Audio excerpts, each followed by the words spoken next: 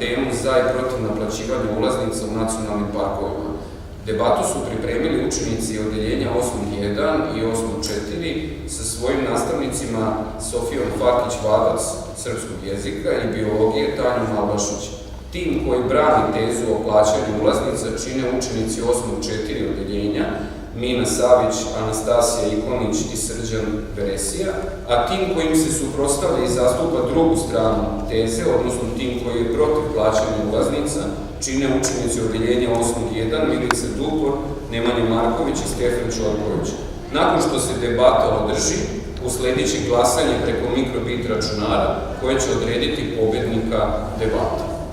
Nacionalni parkovi podrazumijevaju jedan od najviših oblika zaštite životne sredine. Svojim ukupnim vrednostima danas nacionalni parkovi nadilaze granice Srbije i uključeni su u Evropsku federaciju nacionalnih parkova. U Srbiji ima 5 nacionalnih parkova kao zaštićena područja od izuzetnog prirodnog, ali i kulturnog i istorijskog značaja. Prvi pisani trag u tome nalazi se u Dušanom zakoniku iz 14. veka, gdje se definiše mogućnost i zabranjuje prekomjerna seča šuma u tadašnjem srpskom carstvu. Kako bi se zadržali najpoboljšani uslovi u nacionalnom parku, potreban je novac, zato se javila ideja o naplaćivanju ulaznice. Kako možemo biti sigurni da će se zarađen novac koristiti baš u te svrhe, s obzirom da nemamo nikakvih dokaza, mislim na dokaz ovog slike ili video slike? Pa tu su fizički dokazi estetskog napretka samog nacionalnog parka, posjetioci će i sami to vidjeti, a za one ljude koji žele tek da posjete park, bit će na internetu postavljene slike i video zapise. Zašto dalje ništa nije postavljeno na internet i na socijalne mreže? Za realizaciju projekta potrebno je vreme. Ako do sada nešto nije vidljivo, ne mora da znači da se ne radi na tome. Prvi razlog za kojeg mi smatramo da se ulaznice ne trebaju naplaćivati je taj da svi imamo podjednako pravo da uživamo u prirodi. Kao što sama reč nacionalni govori da to pripada čitavoj naciji i da to jednostavno područje nacije, da tu svi imaju dovoljno vremena da uživaju i da provode vreme u prirodi.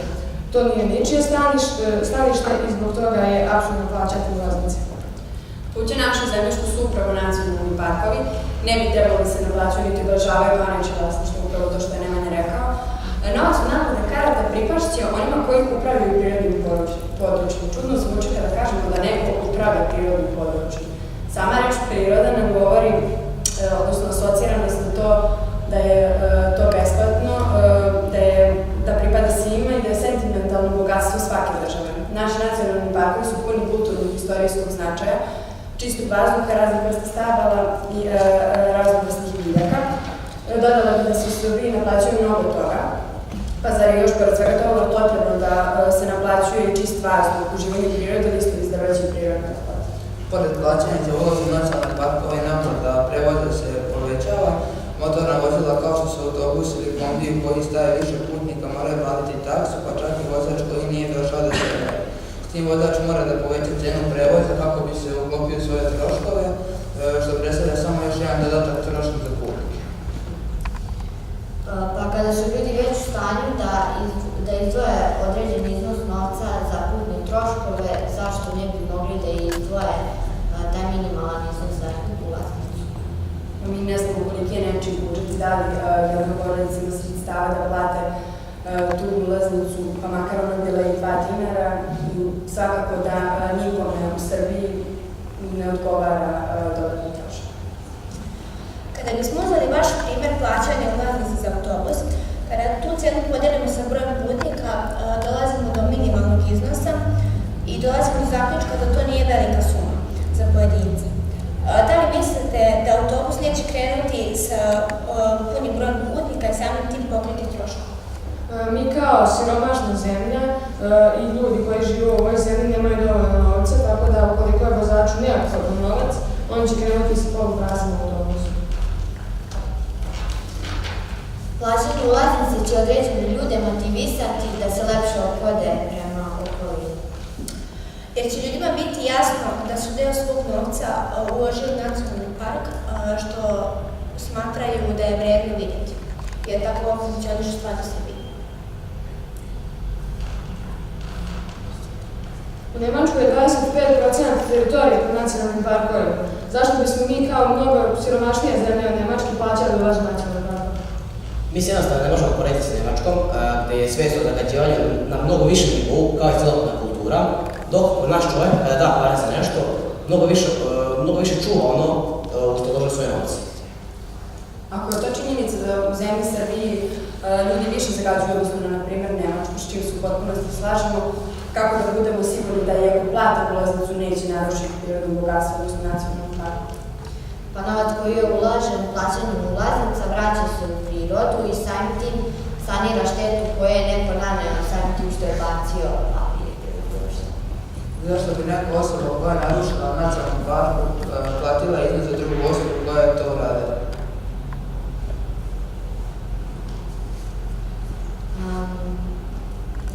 Ne možemo da znamo po posetiocu da li će on baciti papir ili ne, već dolazi do toga da se zakoni i pravila odnose na sve podjednako.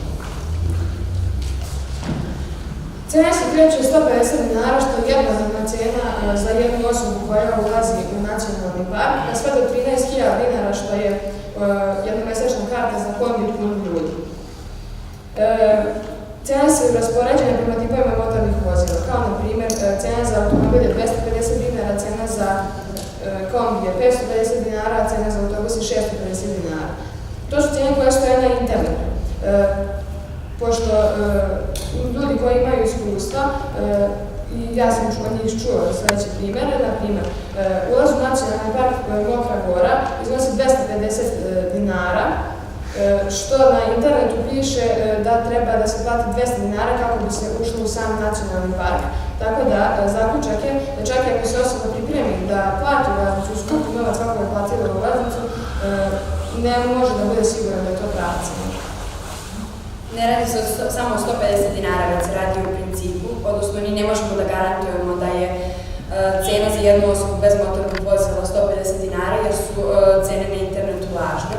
Neki ljudi veoma drže do principa i kada bi došli do čoveka koji naplaćuje ulaznicu u nacionalni park, tog trenutka taj čovjek će iz džepa te osobe tražiti 250 dinara i ta osoba, zbog toga što tog dana nije planirala takav trošak, iz principa će otići, neće platiti ulaznicu i jednostavno će se okrenuti. Smatramo da niko neće doći na Kopaonik bez motornih vozila i dovoljno novca potrošeno na smeštaj, hranu, piće, što su osnovne ljudske potrebe. Nema potrebe da pored svega toga plaćamo i korišćenje nacionalnog parka, zbog čega smo i došli tu, odnosno plaćamo vazduh. A pored naplata za ulaznicu u nacionalni park nižu se bez poskupljenja, što kažemo da ne odgovara. Četvoročlana porodica koja naredne godine želi da posjeti neki nacionalni park kao što je Zagreb Kopaonik, morat će dnevno da izdvoji 400 dinara ako ide pešica, ako ide automobilom morat će da izdvoji 600 dinara, ako dolazi nekim kamperom morat će da izdvoji 250 do 350 dinara po osobi. Kako je izglavljeno, novac se vraća u prirodu, odnosno nova zarađena od ulaznica bit će trošena za zaštitu životne sredine i ugroženih vrsta za nove kante i obnavljanje radnih staza. Prošle godine dana i ništa nije urađeno. Baš tako, nikakve kante niti mere u zaštiti za ugrožene životinje nisu primećene. Novac se koristi za poboljšanje staza, hotela, restorana, što je dobro samo za turizam i za njihove plate. Kako podaci govore, za godinu dana skupljeno je 15 miliona, govorim o nacionalnom parku Kopaonik, što je sasvim dovoljno novca da se pokrene bar neki projekat. Mi smatramo da je za svaki projekat potreban rad unapred, pa kako ste vi rekli da je za neki projekat možda potrebno više vremena za realizaciju, pa mi smatramo da za projekat treba plan unapred, a kako nikakav plan nije na vidiku, verovatno projekat niti se planira, niti je počeo, već se novac koristi za druge stvari, odnosno za restorane, što je opet dodatan trošak za posetioce gde kafa košta do 400 dinara. Mislimo da je mnogo bolje da postave nove kante i da postave novo drveće kako bi se vazduh poboljšao. Da li vi zaista smatrate da su kante najveći problem? Ne govorimo samo o kantama, već i o meri zaštiti za ugroženim životinjama, posadnju novih biljaka. Ne mislimo da su kante najveći problem, već mislimo da trebaju da se baziraju na čisti vazduh i čisti nacionalni park, a ne na restorane i njihove plate.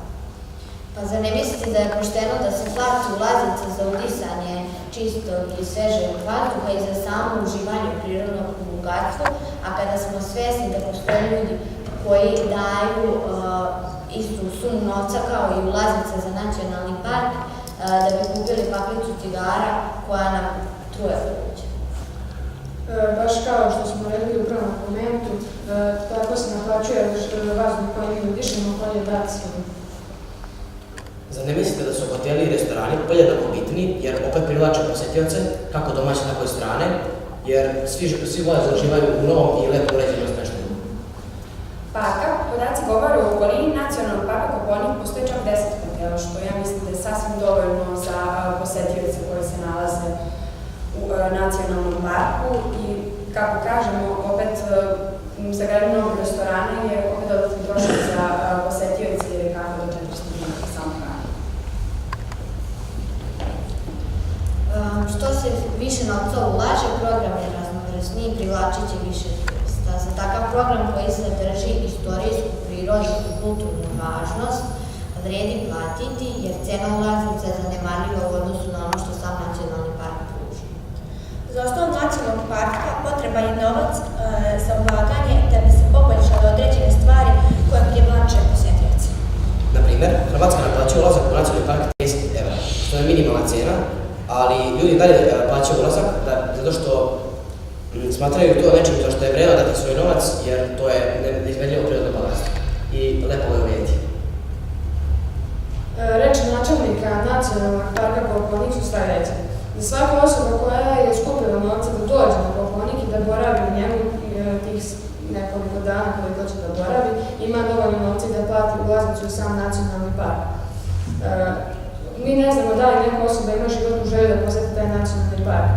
Možda je neka osoba jedva skupila novac i za troškove koje planira da ostane na Kopaoniku, odnosno za dolazak tamo. Nacionalni parkovi su sentimentalna vrijednost svake zemlje kao i budućnost svake zemlje. Mislim da bi se većina složila da je bolje da u neki nacionalni park posadimo 5 stabala drveća nego da uništimo tu na primjer neki restoran ili hotel. Svakako da je za poboljšanje nacionalnog parka potreban novac, ali mislimo da je mnogo bolje od toga napraviti radnu akciju i da postoje humani ljudi koji žele da daju novac za poboljšanje nacionalnog parka, pa dakle bolje napraviti radnu akciju i da ljudi koliko hoće i da li hoće daju novac, a ne da se primoravaju na to plaćajući taksu. Da li ima pitanje s publikom? Kako vi planirate da rešite tu situaciju da se ulaznice ne naplaćuju? S obzirom da smo mi deca, mi po tom pitanju ne možemo ništa da uradimo, ali svojim argumentima možemo da podstaknemo ljude da bolje razmišljaju.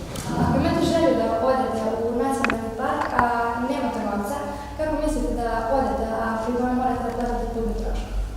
Pa mi lično smatramo da cene nisu visoke i prilagođene su standardu Srbije, a ljudi su također voljni da kada idu da gledaju film, spremni su da ih izdvoje 250 dinara da bi ga gledali, a kada dođe do našeg prirodnog bogatstva Srbije, tada već dolazi s problema. Ta cena je simbolična. Ako nema više pitanja, mogli bismo da pristupimo glasanju.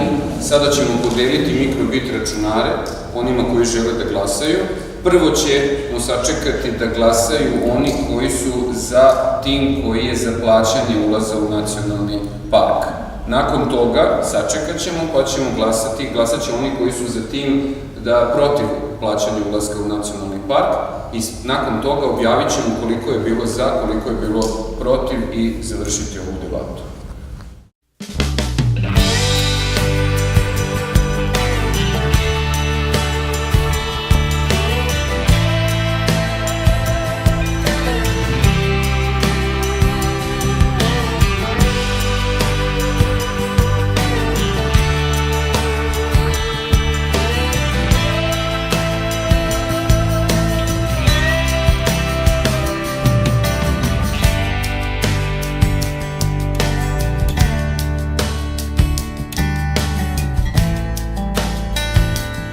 zaključimo, rezultati glasanja su takvi da tim koji je bio za plaćanje ulaza u nacionalni park osvojio 4 glasa, a tim koji je bio protiv plaćanja ulaza u nacionalni park osvojio je 16 glasova. Debata je time završena.